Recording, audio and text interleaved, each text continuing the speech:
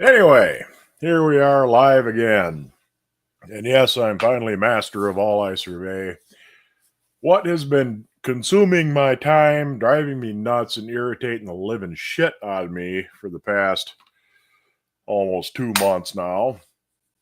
Way back on the first, around the first of April, I was a happy man. Owed $2,500 on my house. Going to have that paid off by the 1st of May. Things were looking nice and free up some funds, some assets for other things. You get a lot of things done. Then, the first Saturday in April, I went down to get my mail, and all up and down my dead end road were for sale signs. Oh, what the hell is going on here? Turns out my neighbor was selling some of his land. Originally, his father owned it, and actually his grandfather owned it. His family's been out here in Mudbrook since, in Christ, 1890s, 1900 or so. And they owned quite a bit of land. And I have 40 acres out here, and they owned land on three sides of me. Well, the old man died, and the sons had taken over, and they're older than I am, so he finally is one son who ended up with two 40-acre pieces to the south of me decided he's going to sell them. Well, I'll sell half of one, and it's kind of weird the way he did it. Like I said, there's two 40-acre parcels directly to the south of me.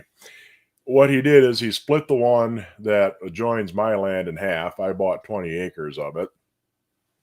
Quit chewing on my hand, you wretched little beast. And then he split 20 acres off the one on the far end, farthest away from me, sold two 10-acre lots out of that, and kept 40 acres pretty much in the middle. So he kept two adjoining 20s, made a 40. And like I said, it's kind of strange the way he did it. Anyway, there's no way in hell I was going to let some idiot tourist from Chicago or St. Paul with more money than brains come up here and try and build a house on the other side of the lake from me. So I had to move fairly fast, get a hold of the bank, get some financing arranged so that I could buy those 20 acres. And that turned into just an ungodly nightmare. Now, you would think a bank that I've been doing business with for 30 odd years, I have an 830 credit score.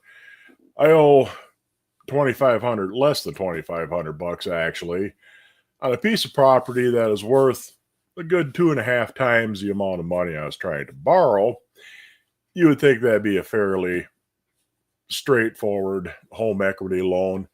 Normally, a home equity line of credit, you could borrow up to 80% of the value of your land, and I was looking for about 40, 45. Vicious little beast. Go away if you're going to be mean. And I was looking for about 40, 45% of that. The whole thing, he was asking $98,000 for the land. So I called up the bank and got things underway. And they screwed around, made an offer on the land, gave them, $500 earnest money, got an actual accepted offer and all of that. And then they screwed around for almost a full month. And the problem is, of course, if you make an offer on the land and it's accepted, it's good for 30 days. After that, you either have to talk them into giving you some more time, or they can just go ahead and say, "Not hell with you. I got a guy with cash in hand right now." So they dicked around, and it was getting down to the point where there's about a week before my 30 days were up, and all of a sudden they decided that they needed an appraisal. Now, at the very beginning of this process, I explained to them, the house isn't all that much. It needs siding, probably use a couple of windows. The real value in the place is in the land.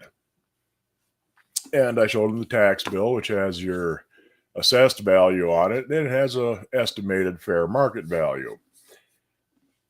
The fair market value on your tax bill is going to be pretty much the minimum of what it's going to sell for. It's usually a fairly low ball estimate. But even so, they decided, no, that's not good enough. We got to have an appraisal. Mind you, this is after they've already dicked around for about 3.5 weeks. Send the appraiser out, and I get a call from the loan officer. Well, the appraiser looked at it, and the house really isn't worth enough that we could give you the half of, the money that you're looking for. I said, I told you that to begin with. The house isn't worth all that much. It's the land that's worth is where the money is. Well, okay, you'll have to look up some comparable properties in your area that have sold and get an estimate from there. Screwed around for another 2 weeks. My offer expired. I had to get a hold of the realtor and everybody and beg and plead, be patient here. We're still working on it.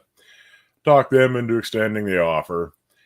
The appraiser finally comes back and sure as hell comes back with the exact same number that was on the tax bill that I had been telling him what the damn place is worth all along.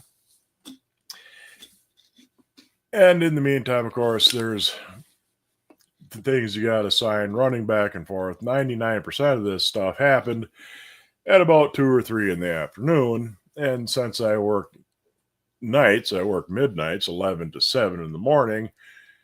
The middle of the afternoon is like the middle of the night to most other people.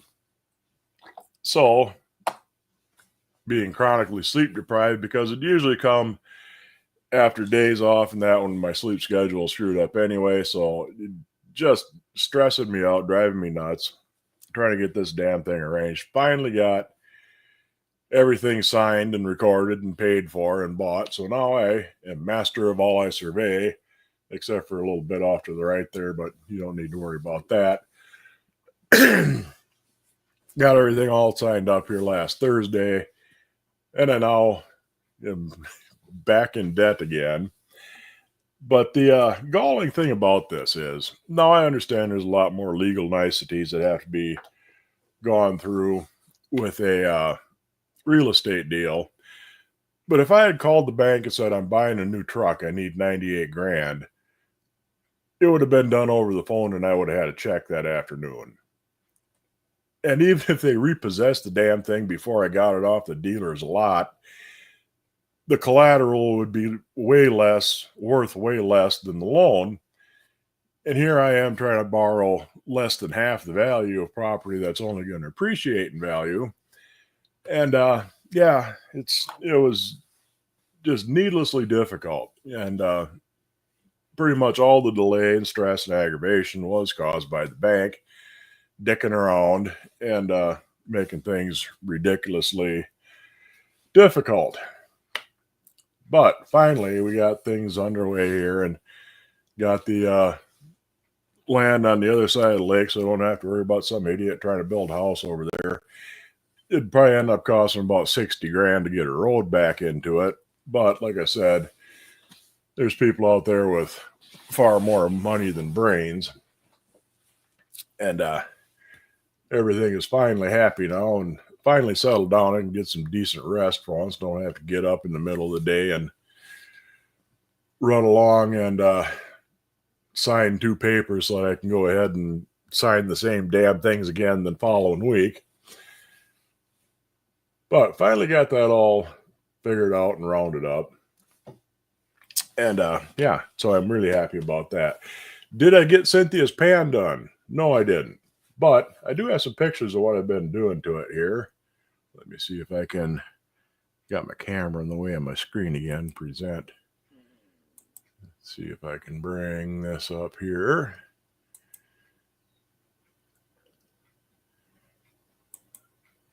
No, hopefully, will this, oh yeah, that's working good. Anyway, I'm going to allow that.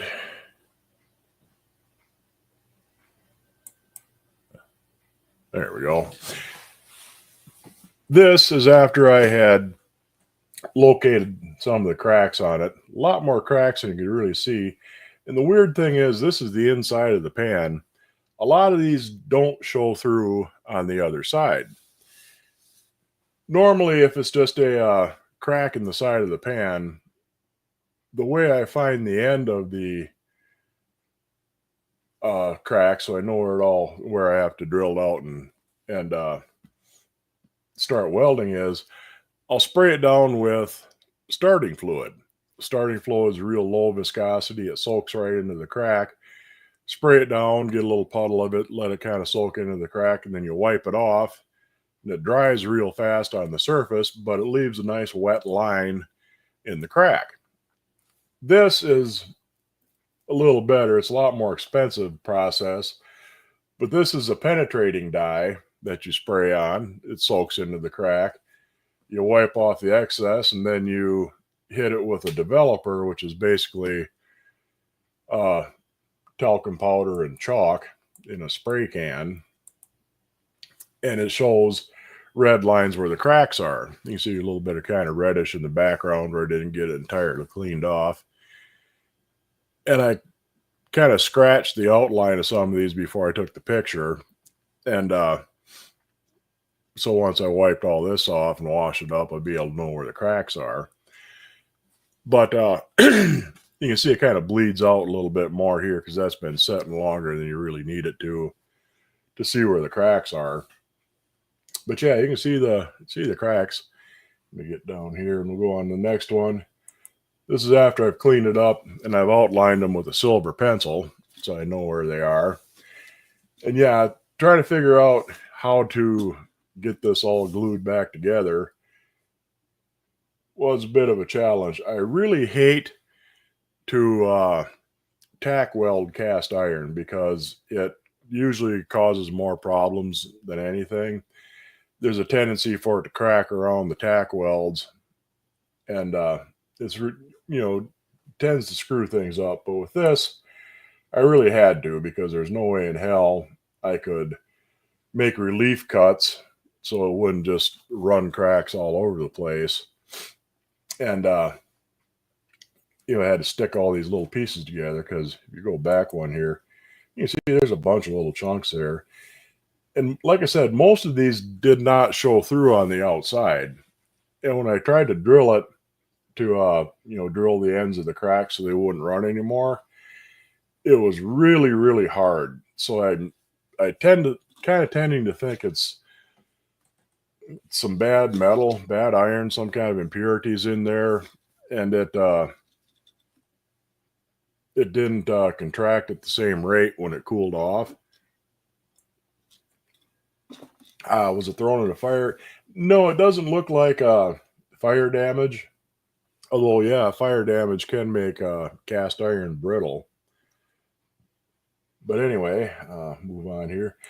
So I tacked some of it together and started welding on it.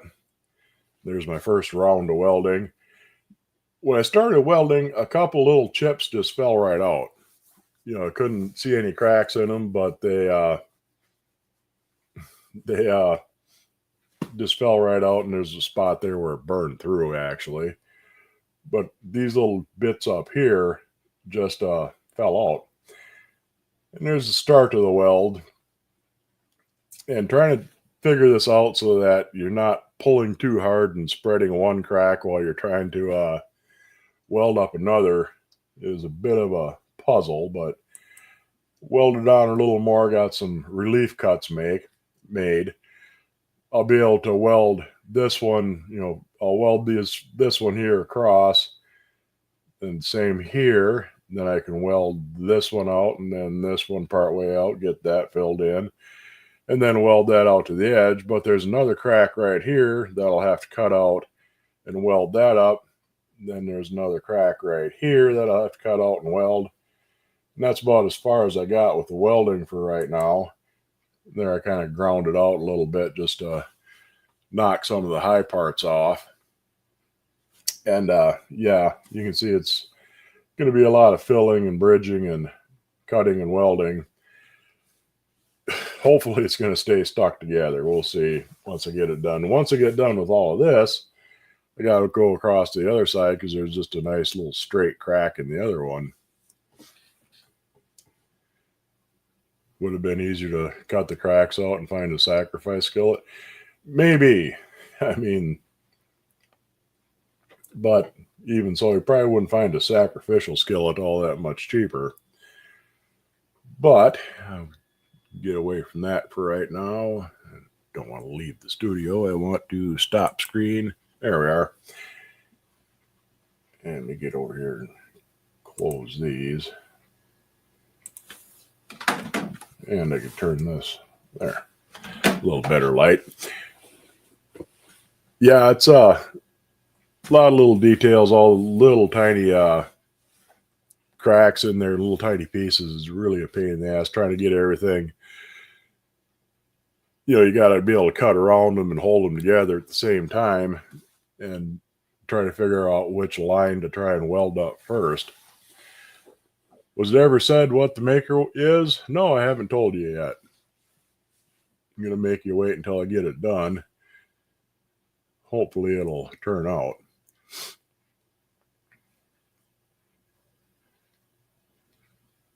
Let's see, we're back up. I kind of missed most of the comments here. Hey, Gertrude's here.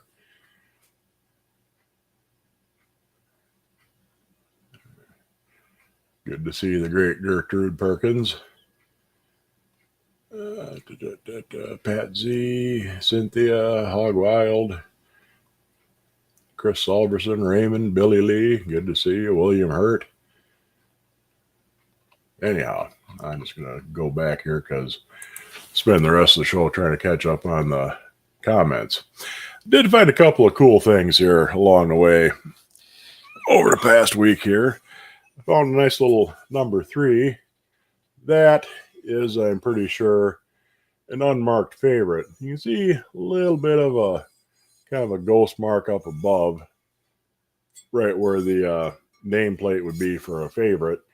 I think they just buttered that in, but usually I'm pretty sure that's a number 3 favorite, an unmarked one.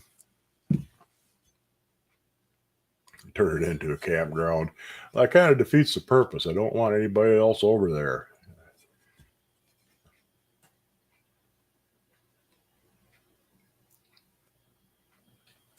So when can you all come up, go camping on your lake?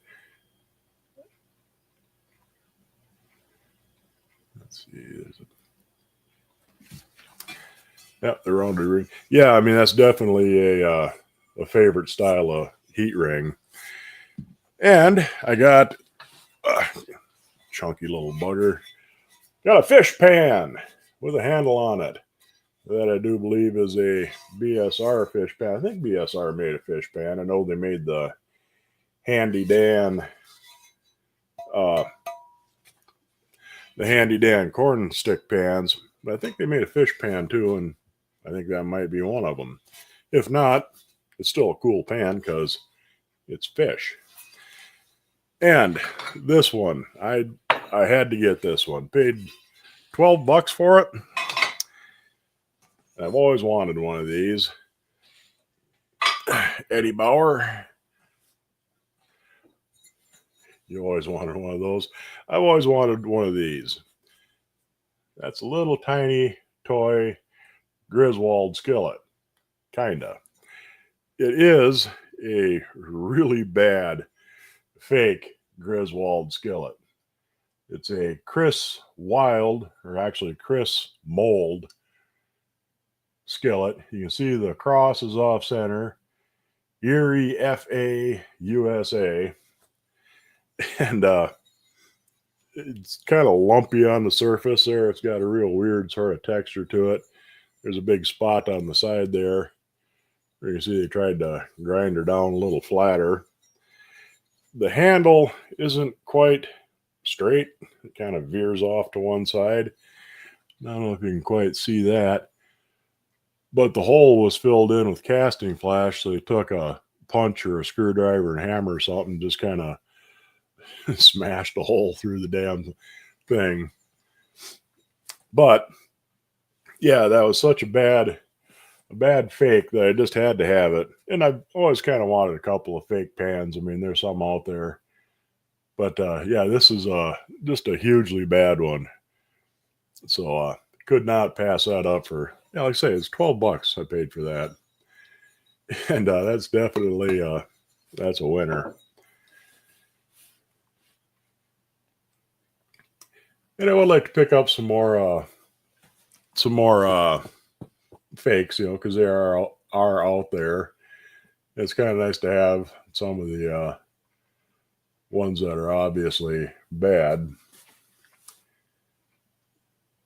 Yeah, the fish pan's neat. You've always wanted one of these. I didn't pay all that much for it. I think I was $25.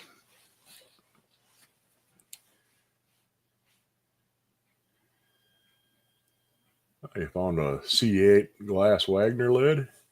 Good.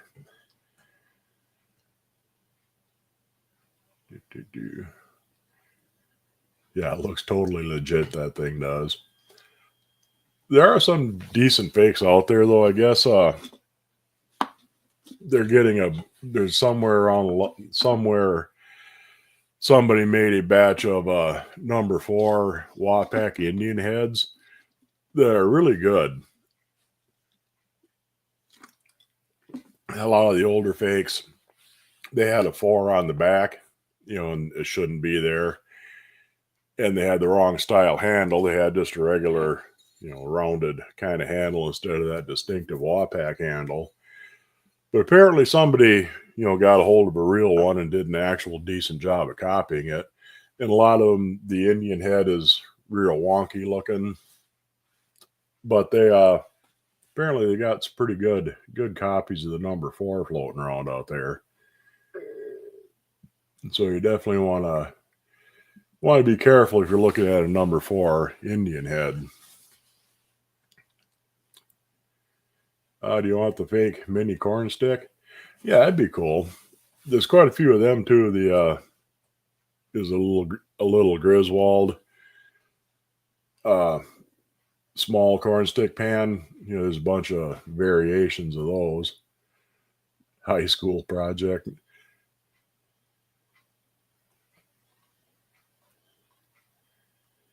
Let's see here.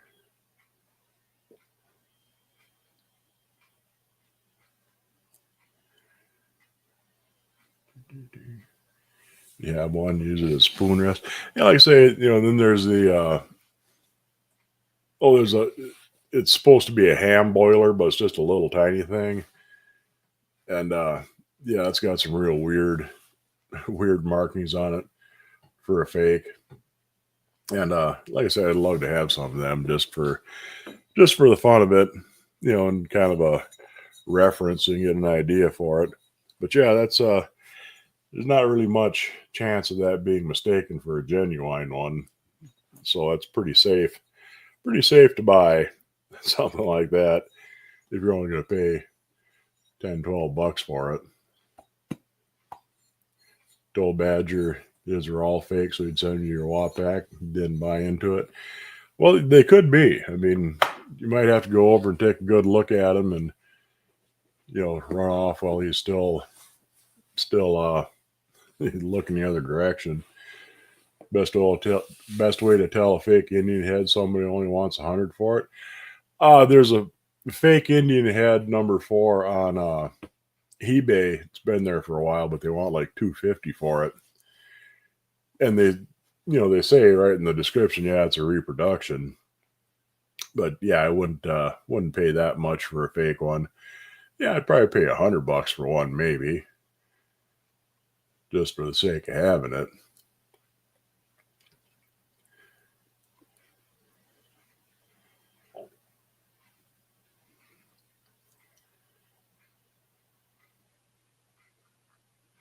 Keep an eye out for an Indian head waffle base. Okay, not sure if I'd recognize one, but if I ever come across one that looks like it's a likely candidate.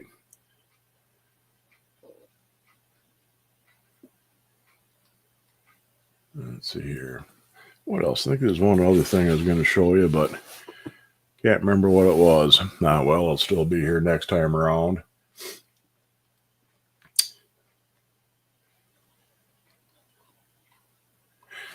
So that's pretty much the big exciting thing so far. And yeah, I finally get to decompress and de-stressify and get some decent sleep now that I'm done with this silly ass real estate deal. Like I said, I mean, it's mind-boggling that it took that. It should have been 2.5 weeks at the most to get it through the bank, get everything going. And yeah, they just screwed around with the damn thing. You're on a roll with the raffles on Facebook. Want a Griswold square waffle from Artie. Cool.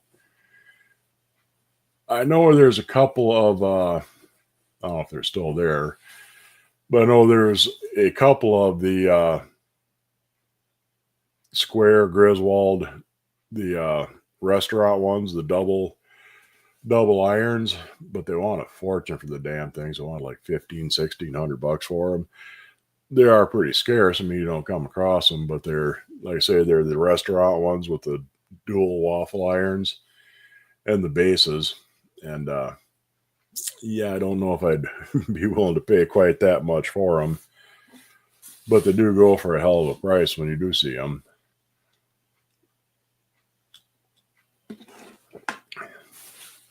And you want a super old flip flop with a long handle?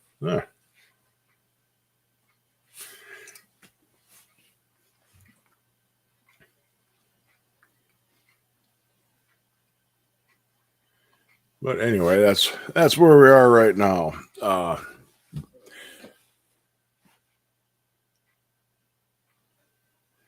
There's a 4-iron Wagner Hotel waffle iron for $1,000, about 100 miles south of you.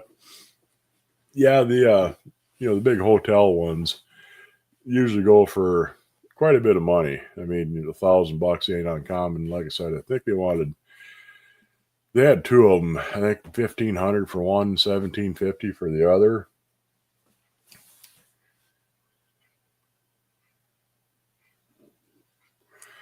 Does anyone know if, back up here, Lodge did a porcelain coating on any older Dutch oven or skillet lids?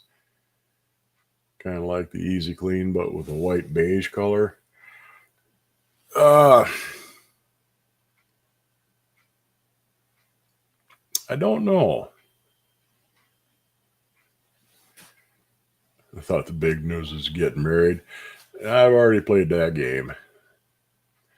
Do you have a Griswold ashtray? No, I don't. I do have a couple of newer Lodge, the ashtray toy sized ones.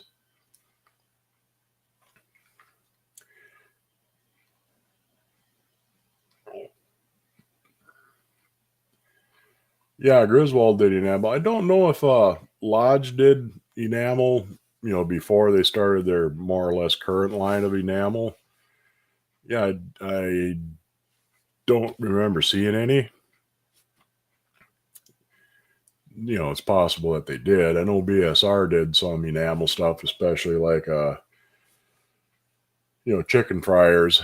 I have a BSR Century chicken fryer.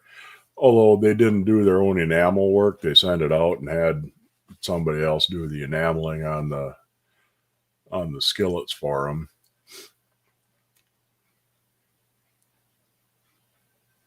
Yeah, Griswold did enamel the inside of the lids. Yeah, with the that black enamel on the inside of them. But yeah, I don't know if Lodge ever, apart from their newer enameled Dutch ovens, I don't know if Lodge ever did any enameled stuff on their older.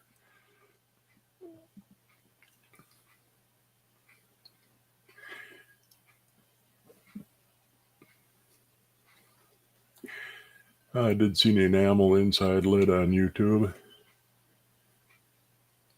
Okay. I picked up a state sale. I think it might have been a home job, cleaning up separate just on the inside. Yeah, Griswold did do that, but like I say, I don't know if Lodge did.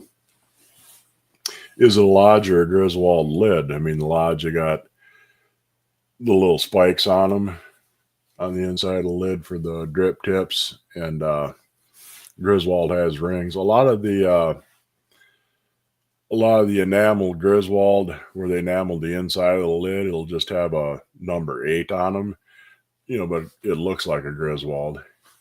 It's a Lodge 8. Uh, it could be off a Dutch oven.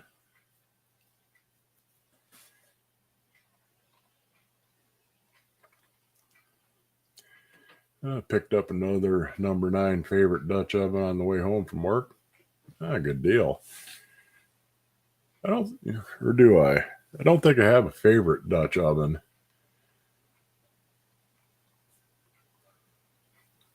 No, I do. I'm kind of losing track of what I got going on over here. You do like the enameled trivets from Lodge?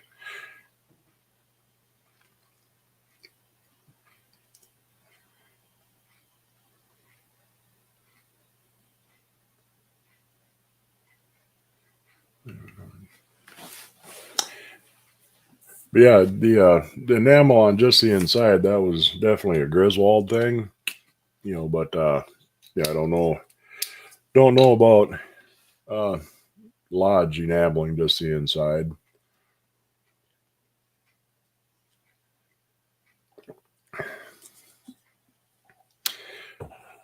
Mutt needs a nap.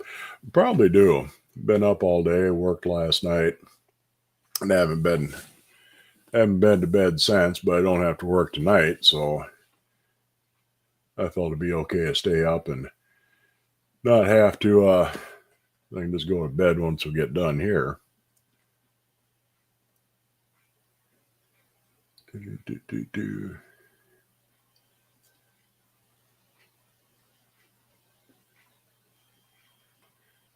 Back up here, yeah. Yeah, I am a little bit tired, so I'm a little bit loopy and not quite entirely with it.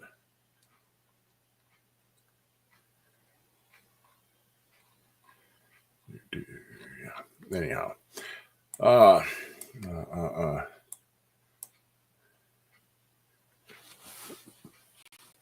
yeah, I've only heard of the Griswold making the enameled on the inside too, and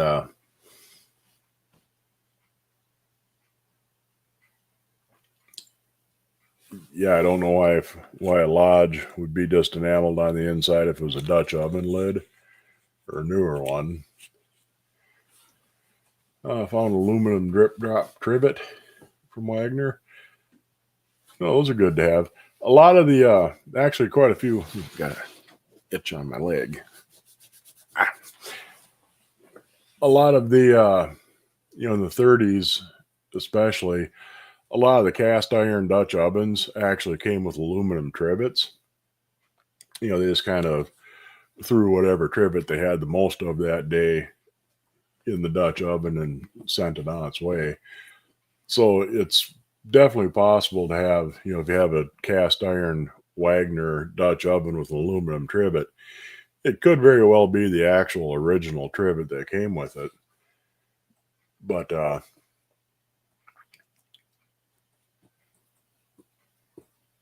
sometimes people put a different trivet in there if they lose it. But yeah, there wasn't uncommon to just throw whatever they had on hand.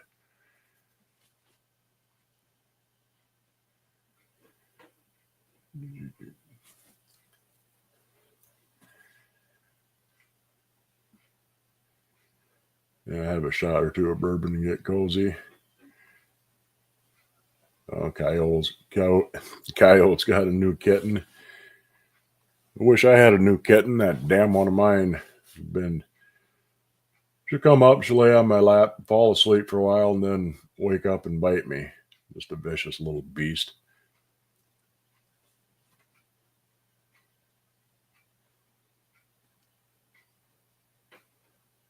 I have a blue speckled enamel lid that has divots like a Century, but no ears like a BSR. Huh. I'm trying to remember. BSR, they did like a yellow and green speckled. I don't know if they did a blue speckled or not, too. Might have.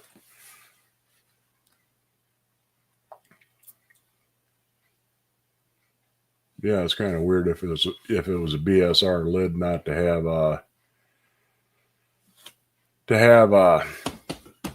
ears on it.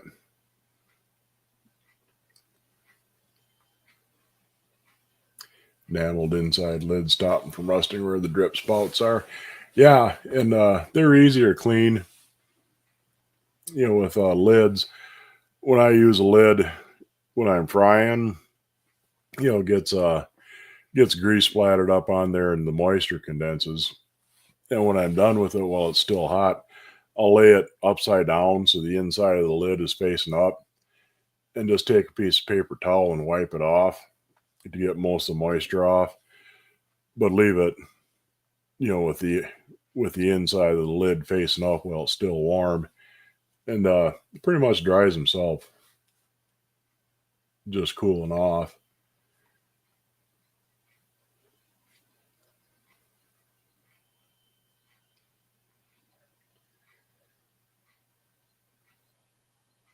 Hey, Dan finally made it. Everybody's doing pretty good. Let's see. Cynthia BSR made them before they closed. Let's see here. Yeah, remember. Did Lodge come along and make the Handy Dan trout? Okay. BSR made them right before they closed. Okay. Yeah, I'm pretty sure that was, I thought, I knew BSR made these, and yeah, I'm pretty sure that's an actual BSR. Doesn't have any numbers or anything on the back, but that looks pretty similar to the handle on the Handy Dan. So as far as I know, that's an actual BSR product. That's pretty nice detail on the fishes there. And once I get her cleaned up, de-rustified, I got to set up my electrolysis tank outside. It's finally turned halfway decent. I can put my hibiscus tree outside too. It's finally staying warm enough at night. Want to get with that hibiscus, you got to bring it in or take it out when it stays above about 50 at night. I mean, it can get down, it'll survive if it gets down to 40, but it really stresses it. And much more than that would probably kill it. So, looks like trout. Oh, would you ever want a decorative fish decoy? Well, I got a fish spear, so might as well have a decoy to go along with it. Looks like trout fish. I don't know if they're trout or just probably put my glasses on here and get a little better look at them.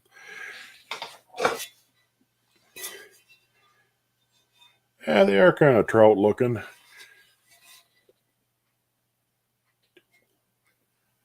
Don't have any really clean faces, but yeah, I'd say those are trout.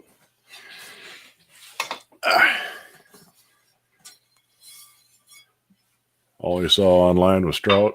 Just call it the fish pan. Yeah, and I have a Lodge. They call it a perch pan, but they're not perch. They look like bluegills. So now I got the trout to go with them. 40s weren't much warmer. It's spring sprung into fall here. Yeah, it's been pretty steadily in the 40s at night. I mean, we've had some days where it got up around 75, 80, but it's mostly been 60s and 70s. But it's been fairly cold at night for this time of year. You read online it was salmon. They could be. I mean, they got kind of a little bit of a curved jaw. But salmon and trout are pretty much in the same family, so I think either one would probably be fair to call it that. But yeah, they look more like a trout to me.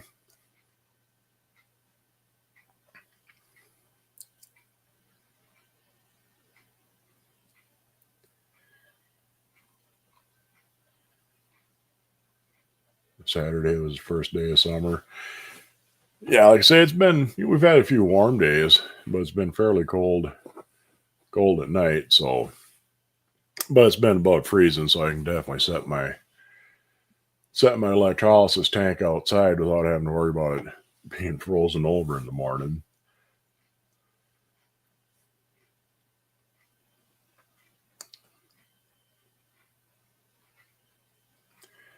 Looking for a handy Dan if anyone out there has them. I see them once in a while, and they pretty typically sell 70, $80 a piece when they come around. I haven't seen any in a while though, so there's a good chance that there might be a big run on them pretty soon.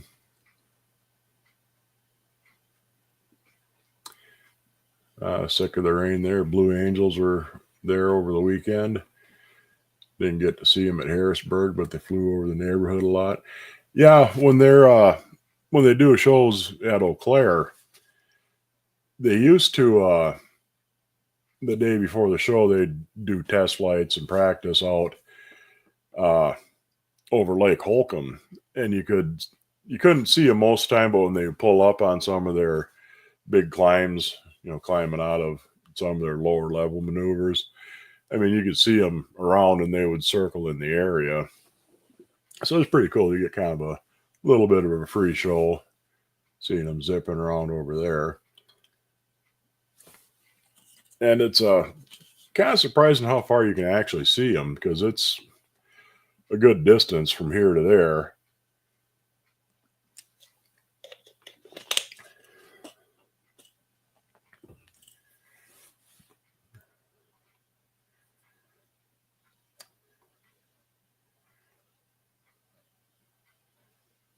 Make salmon patties in the trout pan to help season. That'd probably work.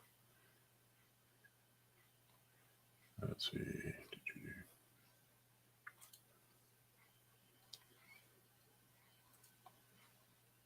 What's Dan got parts ordered for? Must have missed something here. Oh, you're riding more. Yeah, they're. I've been kind of barely keeping up with my lawn. Get a part of it mowed, and by the time I get done to get the rest of it mowed, it's time to start all over again. But this weekend I got some time off, so I'll actually be able to get it all mowed to the same length, so it's all one length instead of having part of it freshly mowed, the other half knee high. Hasn't quite got to the knee high stage yet, but it ain't far from it in a couple of spots. How many acres do I own now? 60 altogether.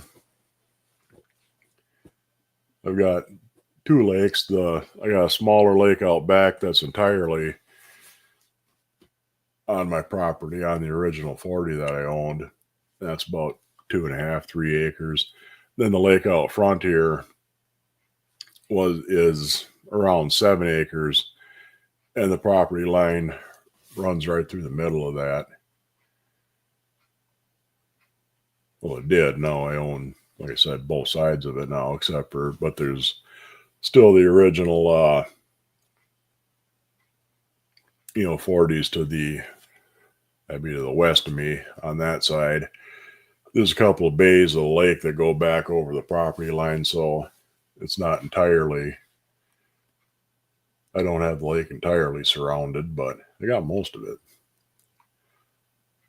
Enough to keep the riffraff out anyway.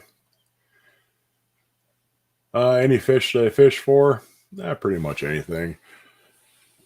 Panfish, northern. Haven't done any walleye fishing in quite a while.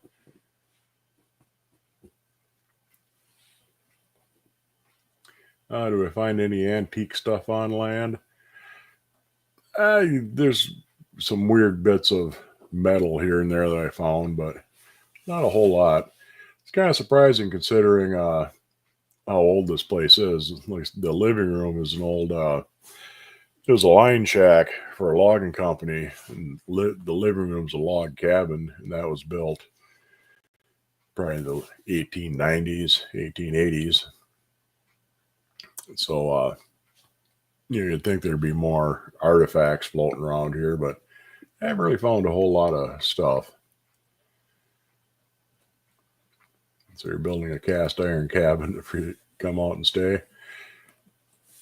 Well, you can go out and you can fight the geese and find a place to throw a sleeping bag. weird bits of metal. You find, the hard to say exactly what they were at one time, but I found just chunks of metal, more than likely parts of logging equipment, but there's nothing really identifiable. And of course the pieces of spacecraft, but get a metal detector. I've been around the yard with a metal detector. Lots of old lots of old brass shell casings out there from us shooting at things. The Swan's still around. They split. They took off a couple of weeks ago since I seen them last, but they stayed around for a fair bit of time. I don't know if they're just not interested in nesting here, but it's still pretty cool to see them. If they're going to make a regular stop coming through in the spring, that'd be nice too. What's on Goodwill? Quite a few things, actually. I've been saving up some of it, and I'll have to probably do that next week. Yeah, attack beavers. I haven't fished in a year plus. Yeah, we got beaver out in the lake here too. And I haven't been fishing, got almost 3 years now, that I think of it. Which is odd because I live in a place where you can't, just the 2 lakes here. I mean, I'm surrounded by dozens of lakes out here. You can't hardly walk anywhere without falling into a goddamn lake. But how's the booth going? I sold a few pieces last month. I got to get back up there again and restock. There's a neat coffin. Yeah, I saw that. God, who made that? I forget what brand that was. There's a coffin shaped Dutch oven, quart and a half Dutch oven, went for $90. Yeah, I didn't see what it went for, but I saw the coffin thing.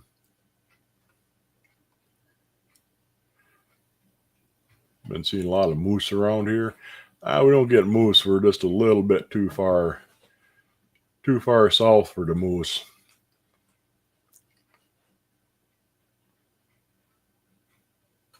They are up in northern Minnesota. And what the difference really between here and northern Minnesota is, I couldn't tell you as far as the landscape, but apparently moose know.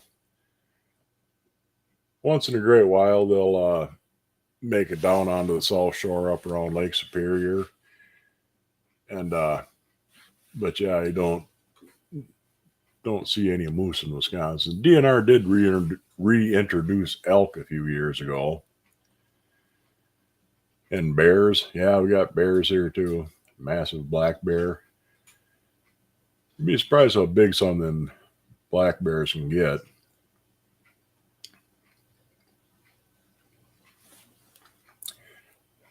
Buy a little, sell a little to buy more. Yeah, I got to, like I said, I got to get up there and restock. Probably do that this weekend too. They did that in Missouri too. Yeah, elk used to have a lot more range at one time. But I guess they're doing pretty good. I mean, I think they're starting to get a small hunting season for it. I mean, you have to, it's basically a lottery and they only issue a handful of elk tags. But any squatch? No, we ain't got no Sasquatches around here. Although we do have other critters. Hodags.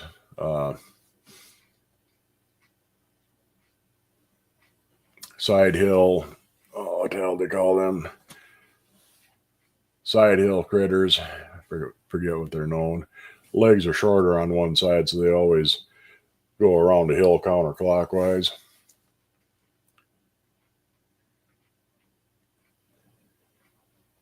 My owie knot is going away. Yeah, it looks a lot more red on camera than it actually is, but still a little bit of a bump there, but it's pretty much going away. I've been cooking in the Victor. It's a great pan. Yeah, it's a nice little Victor. Glad that turned out good. Yeah, we'll have to see how once I get this pan for Cynthia welded up. I'll have to give it a try and break it in. Side hill sliders. No, I can't remember the name of the damn things, but they're I'll think of it eventually after we're done with the show, and probably right before I fall asleep, I'll remember the name of the damn things. But they're a mythical beast here in Wisconsin, along with hodags, and I know it's a fearsome critter for sure. And what in the hell it's going to drive me nuts now. I used to know all the cryptids here in Wisconsin, but can't think of them offhand. Lots and lots of bears usually aren't an issue. Yeah, they're usually not too much of a pain, but unless you got bird feeders that you forget to bring in.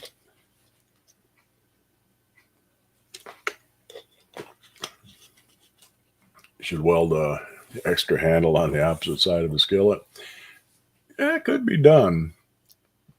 You might have to weld a little bit of reinforcement on it, because it'd be pretty thin, just kind of sticking it onto the side. Be real easy to weld like a helper handle, a loop on it, but another full handle probably take a bit more reinforcement. The chupacabra. Now we don't have any chupacabras around here. Been sculpting a fur bearing trout.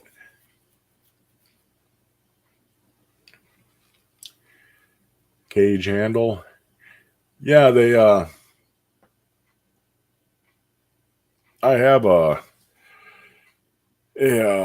gate mark griddle that has kind of a similar handle to what he's talking about, but it's kind of an open cage looking handle.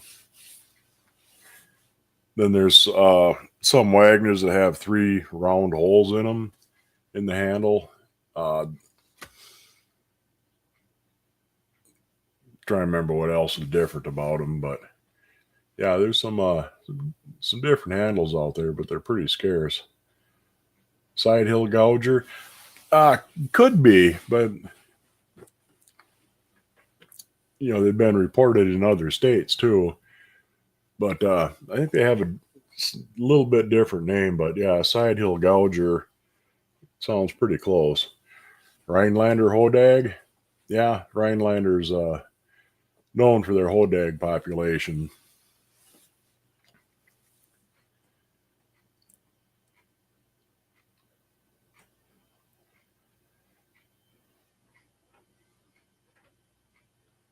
Have a gate mark griddle. The gate comes through to the top. Best little griddle. Yeah, a lot of the gate mark stuff. They tend to have a casting flaw. It's cold flow, I think they call it, where the metal kind of, you get little grooves in it because as the metal fills in, it cools a little bit too fast and doesn't quite entirely fuse. You looked up Wisconsin monsters. Yeah, got quite a few of them around here.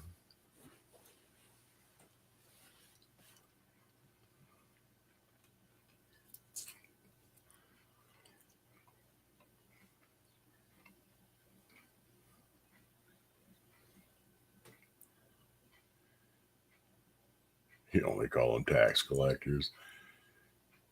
Yeah, the older Victor had a handle that was round but hollow like a cage. I know where it is, but it's buried. That well, maybe don't see it sitting there. If I would have had it handier, I'd show you that gate marked griddle that I got that has pretty much that same style handle. At least give you a fairly decent idea of what it looks like. Yeah, it's phantom chickens. Oh no, not the phantom chickens.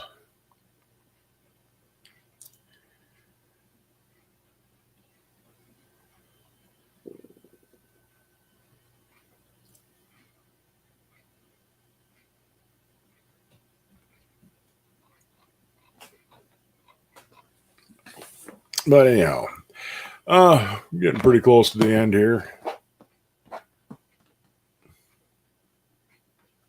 You gonna come here and be nice, or you're gonna attack?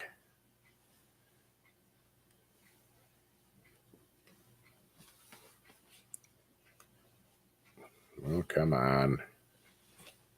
There. And in case you're wondering where the cat is, there she is. Anyway, yeah, we'll do this again next week. You have 2 fully marked victors, and the handles are different on each. I have to keep an eye on that. I got one fully marked victor, and that's got just pretty much a basic handle on it. But I think some of the fully marked ones they used, they kept reusing the older Victor patterns for quite a while. So you might run into it where you have more of the older style reinforced handles, even though the fully marked ones came after the ones that just said Victor. But anyhow, yeah, I think we'll wind this up for tonight and pet the cat a little bit. We'll wind her up for tonight, and we'll be back next week. And yeah, I think we'll take a look at some of the stuff that I've seen sell on eBay. Hopefully I'll have Cynthia's pan done by then. But other than that, hope you enjoyed the show. Should be able to get a little bit more rest and a lot less stress in my life here, and maybe settle things down. Be a little more coherent next time. And we'll see you guys next time. Bye. And there we go.